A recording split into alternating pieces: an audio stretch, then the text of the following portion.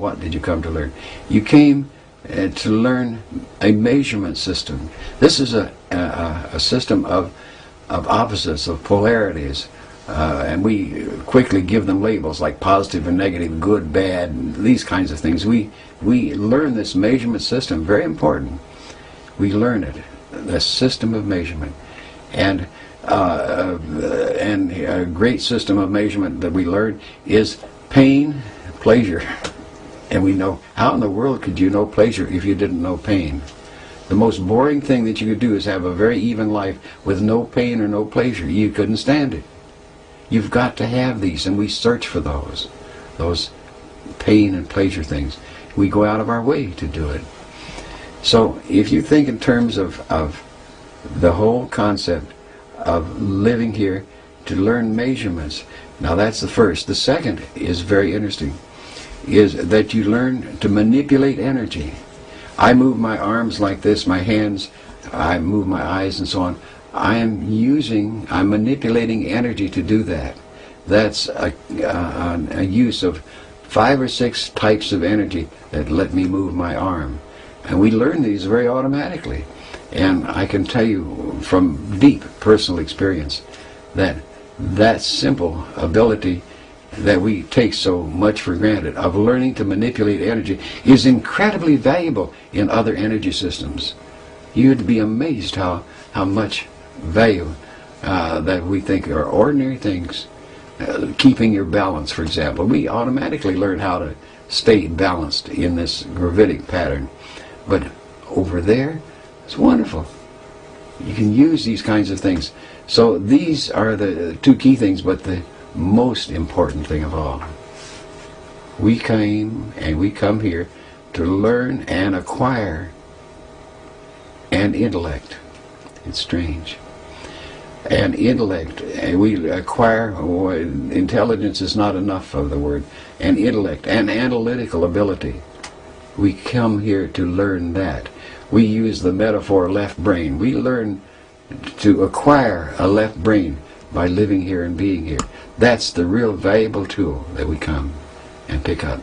So you think that combination puts together a being that is a super being, and that's true, except a terrible thing happens, as they say, on the way to the store. We think we come and learn this, and we think we will go and take off and go back where we came from.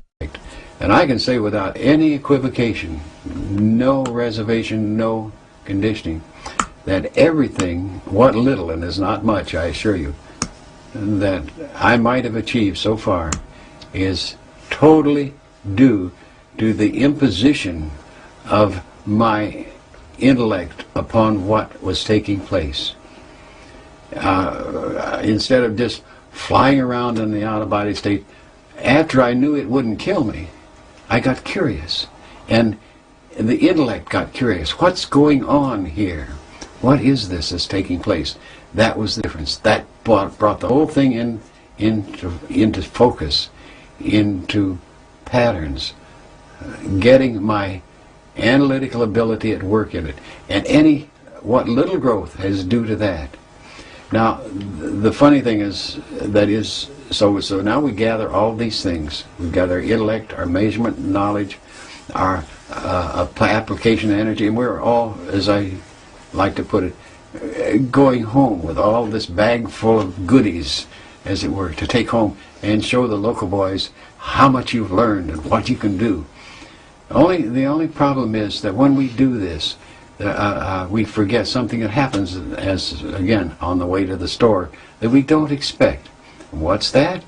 Well, if you know about it, then you can have fun. It's where you don't know about it is where it gets dangerous.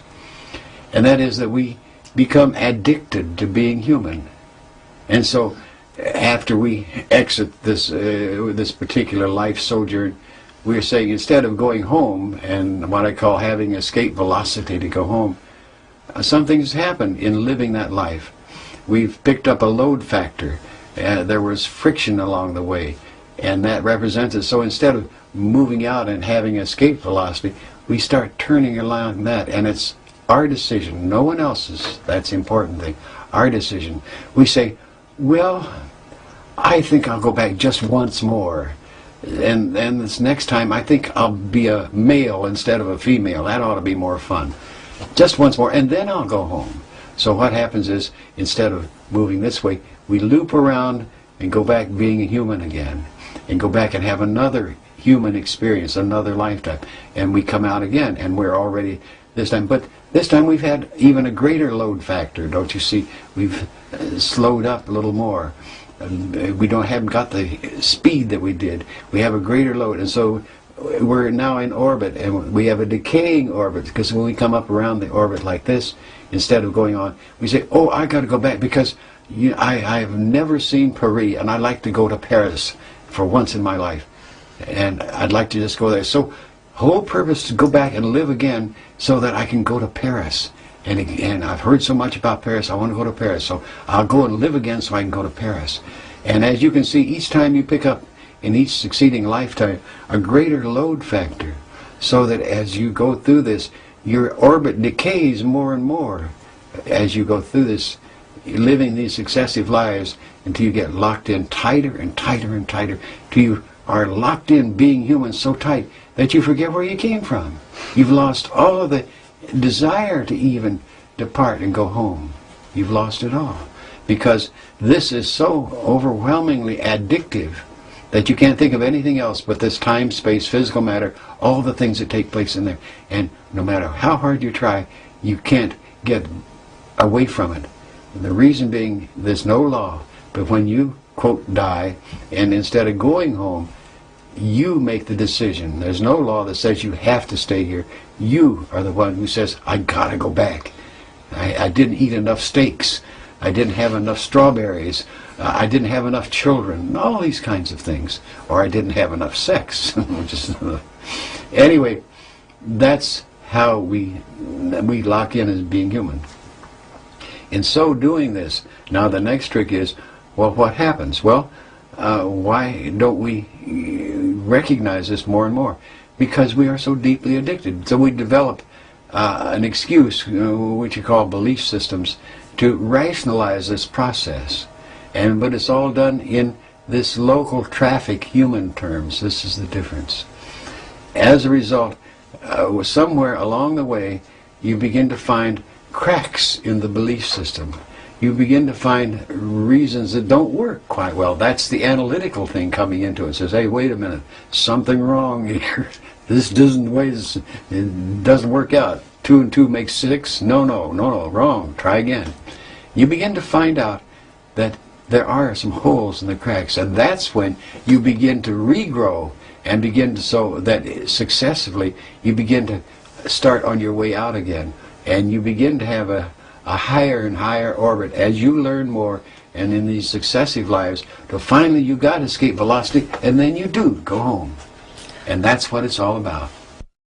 Bob, are these very provocative ideas the result of your own analytical human mind, or is this information that has come from some source outside of your human mind? Well,